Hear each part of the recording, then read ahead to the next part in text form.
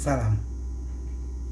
Jadi, untuk bisa menyimpulkan bagaimana kita mengartikan temuan dari pendekatan LCCA, Levelized Cost of Carbon Abatement, pada prinsipnya adalah ukuran yang dihasilkan itu adalah ukuran dalam satuan mata uang per unit pengurangan emisi yang bisa kita peroleh, atau bisa rupiah per ton, dolar per ton, dan sebagainya.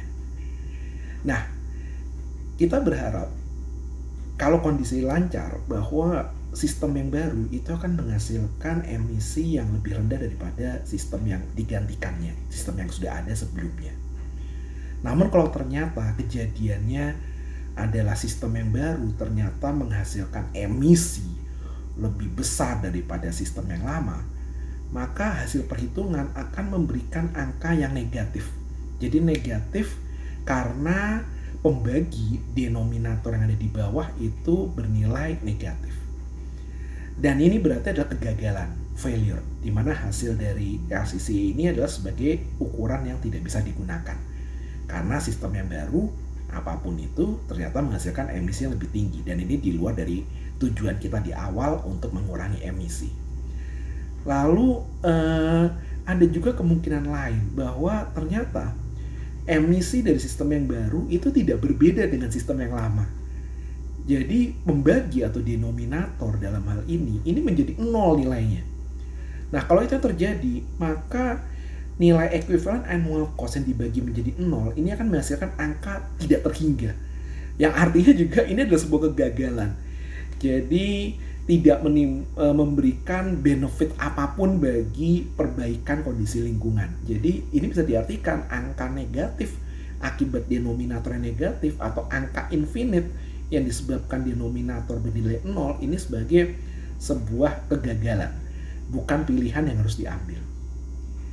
Nah, pilihan yang paling kita harapkan ada dua kemungkinan, yaitu yang pertama adalah di mana emisi dari sistem yang baru itu lebih rendah daripada sistem yang digantikannya.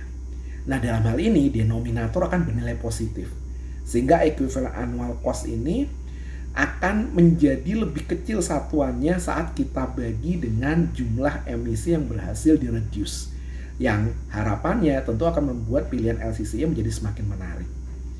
Dan atau bisa saja terjadi bahwa ternyata E1 ini atau emisi yang baru ini ternyata tidak ada, 0 tanpa emisi.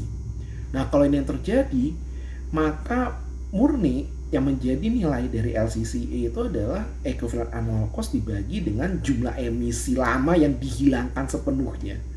Dan ini yang menjadi harapan tentu saja, yang menghasilkan perhitungan yang sangat menarik.